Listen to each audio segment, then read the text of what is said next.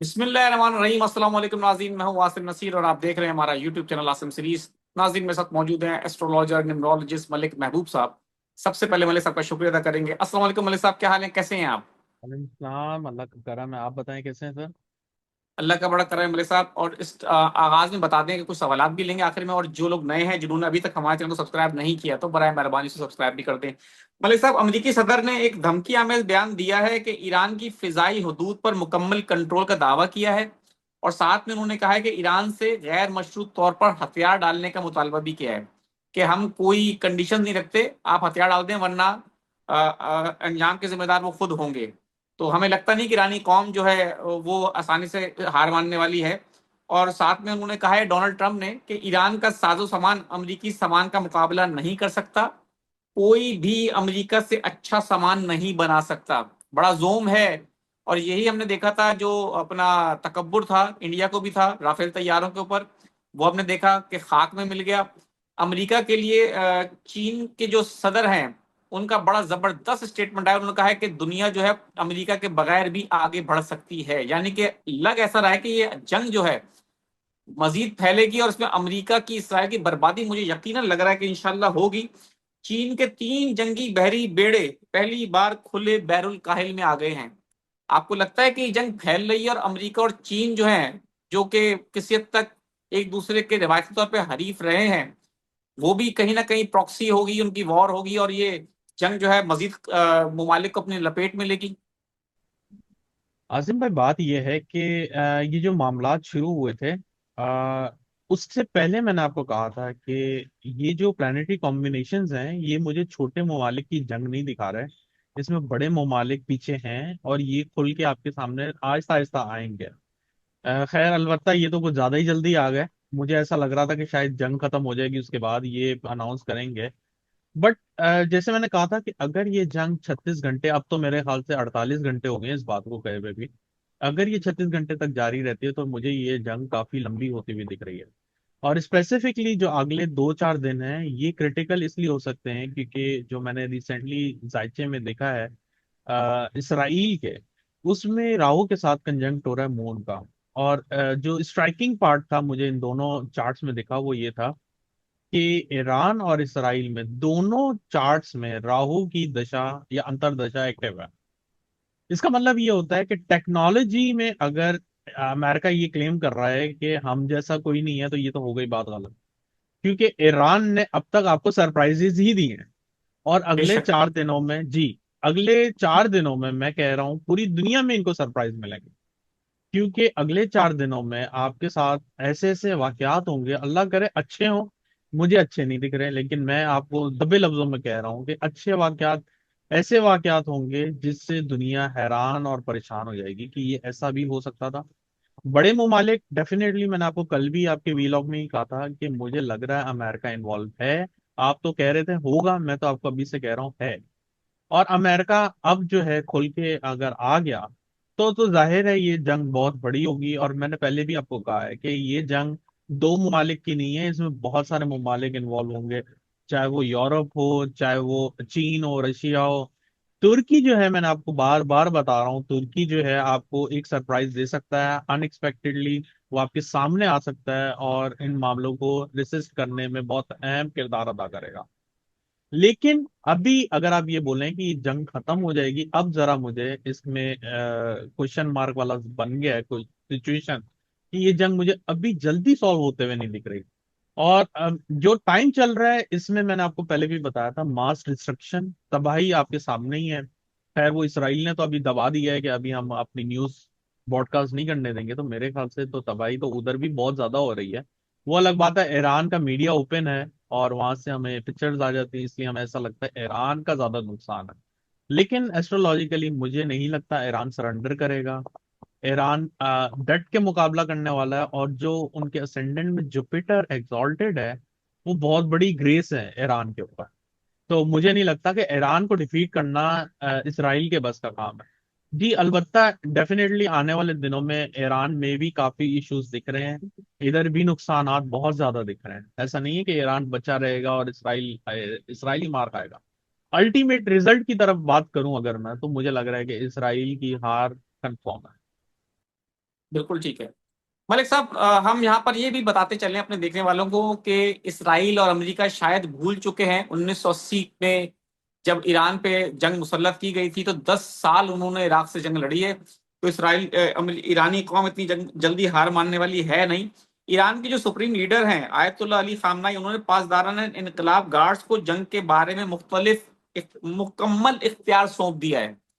और ये कई सालों में ऐसा, मतलब मेरे ख्याल से पहले कभी हुआ नहीं है। जब इराक जंग हुई थी तब की बात होगी कि उन्होंने पासदारा ने जो उनकी इनकलाब है उसको जंग के मुकम्मल इख्तियार सौंप दिए हैं। और एक दफा फिर, यानी कि मंगल की रात को, ईरान ने इसराइल पर दोबारा से ड्रोन्स और मिसाइल का हमला किया है। और उन्होंने कहा है कि इसराइली शहरियों से कि तिल अबीब खाली कर दें, एक और शहर का भी उन्होंने कहा है खाली कर दें, क्योंकि हाइफा अब एक्चुअली। जो है, बिल्कुल। तो आपको लगता है कि ये जंग में ईरान जो है अब वो मजीद और जारहाना नजर आएगा? जैसे कि लोग समझ रहे हैं शायद अमेरिका की धमकी के बाद वो घुटने टेक सकता है ईरान, जो कि अमेरिकी सदर समझ रहे हैं, उनकी गलत फहमी है।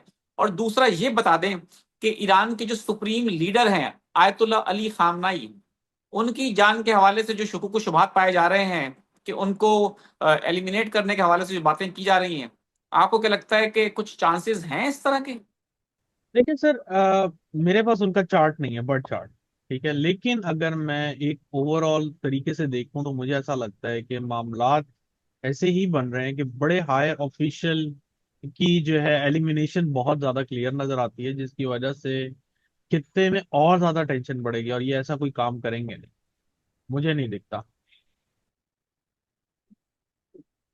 बिल्कुल ठीक है। मलिक साहब, एक सवाल का और जवाब देते हैं, उसके बाद कुछ सवालात ले लेंगे। नेतन्याहू का एक रिसेंटली स्टेटमेंट आया, वो कहते हैं कि इस्लामी हुकूमत को, ईरान की मौजूदा इस्लामी हुकूमत को खत्म करके एक अजीम मुल्क बनाएंगे। ये इन्होंने एक बहुत ही खाम ख्याली वाली बात कर दी है। आपको लगता है कि ऐसे कुछ चांसेस है रजीम चेंज के हवाले से? रेजीम चेंज डेफिनेटली उनका ख्वाब ही है। मुझे तो लगता है रेजीम चेंज जो है आपका वहां पर होने वाला है, इसराइल में। मुझे इधर ईरान में तो नहीं ऐसा कोई हालात दिख रहा है। इसराइल के चार्ट में ऐसी चीजें बहुत क्लियर दिख रही है कि इंटरनल डेमोस्ट्रेशन की वजह से इनकी हुकूमत को खतरा है। और जो कुछ बातें इस तरह की सामने आ रही है कि नेतन्याहू जो है उनके इक़्तिदार को भी खतरा लाक है, आपको क्या लगता है कि वो इक़्तिदार से जी, फारिग हो सकते हैं कुछ अरसे में? बिल्कुल बिल्कुल बिल्कुल बिल्कुल। वहां पे मैंने आपको बताया, मुझे ये इसराइल में मामला जरूर दिख रहे हैं। ईरान में तो एक्चुअली एक तरह से चेंजेस आ गए हैं, क्योंकि उनके हायर ऑफिशियल को उन्होंने एलिमिनेट किया और एक नई, यूं समझे कि न्यू ब्लड आया है और न्यू जनरेशन आई है, तो वहां तो चेंजेस आ गए हैं। लेकिन मुझे इसराइल में बहुत ज्यादा चांसेस लग रहे हैं कि बहुत बड़ी चेंजेस आने वाली है इसराइल में। बिल्कुल ठीक है। मलिक साहब, कुछ सवालात ले लेते हैं प्रोग्राम के आखिरी हिस्से में। हैं फरहत तबस्सुम है इंडिया से, 19 दिसंबर 1990। सर मेरा रिश्ता कब फिक्स होगा?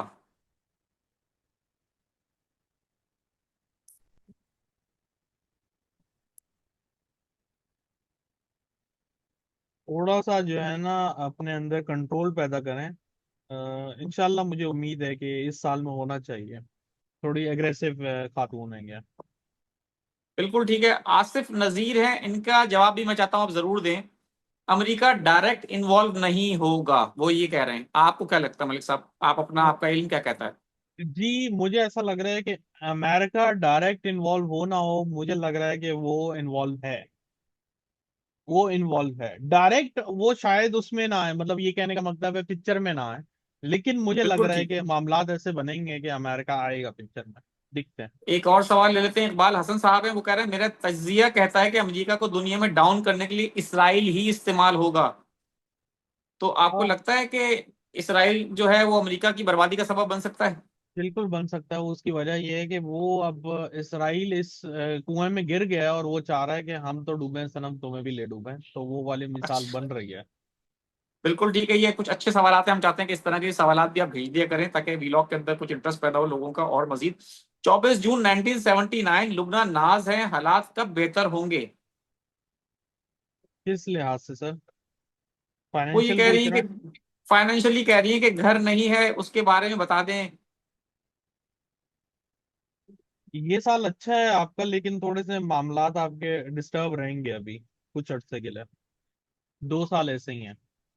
बिल्कुल ठीक है भाई। आप मुझे कभी नहीं बताते कि मेरे हालात कब ठीक होंगे, जैसे दूसरों को बताते हैं 20 फरवरी 1990 जुनेद खान साल बता दें कब ठीक होंगे, वो ये पूछ रहे हैं। जुनेद साहब थोड़ा टाइम है अभी। चलें जुनेद साहब थोड़ा इंतजार कर लें। अमजद रियाज डेट ऑफ बर्थ है 6 दिसंबर 1971, टाइम ऑफ बर्थ भी बताया उन्होंने। माई जोडिक साइन क्या है? सर वो जायचा बनाना पड़ेगा, ऐसे नहीं पता चलेगा। चलें अमजद रियाज साहब राब्ता कर लें, नीचे नंबर दिया गया है। हबीबा शहबाज है 19 सितंबर 2004, शादी के चांसेस कब तक हैं? तो शादी का मसला बड़ा आ रहा है, मुझे ऐसा दिख रहा वाले है। साहब एक बस शादी के अलग हवाले से एक अलग से व्लॉग का सिलसिला शुरू करते हैं। जी। आ, मैम थोड़ा टाइम लगेगा अभी। 9 सितंबर है, कमाल अकमल साहब है गालिबन का नाम है, नहीं नाम का तलाल अहमद है। 9 सितंबर 2005, बर्थ प्लेस चिन्यूट है। जॉब और स्टडी के हवाले से बता दें फ्यूचर के बारे में कि कौन सा बिजनेस बेस्ट रहेगा। राज्य के बगैर नहीं बता सकता हूँ आपके लिए। अभी टाइम थोड़ा डिफिकल्ट है। बाहर जाने का सोचें, वो ज्यादा बेहतर रहेगा आपके लिए।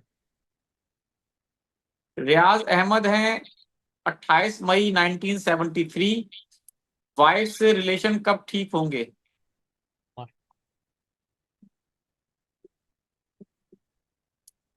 सर अभी तो डिफिकल्टीज हैं आपकी लाइफ में। 2026-27 का इंतजार करें। 23/11/2000। काफी वक्त से जिंदगी एक ही मरले में अटका हुआ हूँ, कब तक हालात में मस्बत तब्दीली आएगी, वही पूछ रहे हैं। 23/11/2000। जी 2000, 23/11/2000। जी टाइम है अभी इसमें। आप एक्सपेक्ट करें 2026 के आखिरी जो है क्वार्टर में आपको कुछ चेंजेस दिख सकती हैं। मशहूद हुसैन है, डेट ऑफ बर्थ 28 सितंबर 1958, माली हालात कब तक ठीक होंगे? जी साहब, अच्छी है आपकी एनर्जी तो बहुत अच्छी है। माली हालात के लिए आप 27 का वेट करें, 2000। बिल्कुल ठीक है। सना मीर साहिबा ने तारीफ की है, nice vlog, feel super sad, so much destruction everywhere. और बहुत सारे सवालात हैं, लेकिन हमारा अब जो है व्लॉग काफी तवील हो गया। कुछ लोग कहते हैं कि सवालात इतने ज्यादा ही मत लिया करें, लेकिन सवालात जितने हम चाहते हैं कि कोशिश करते हैं कि ले लें। और मलिक साहब का नंबर भी मौजूद है हमारी स्क्रीन पर, उस पर भी रब्ता कर सकते हैं। बहुत बहुत शुक्रिया मलिक साहब हमें वक्त देने के लिए। अच्छा नाज़रीन जी यहाँ सर। हमारे व्लॉग का वक्त खत्म हुआ। मुझे और मलिक महबूब साहब को दें इजाजत। आखिर में हमारा वही पैगाम है, मुस्कुराएं, प्यार बांटें और अपने आसपास के लोगों का ख्याल रखें। अल्लाह हाफिज।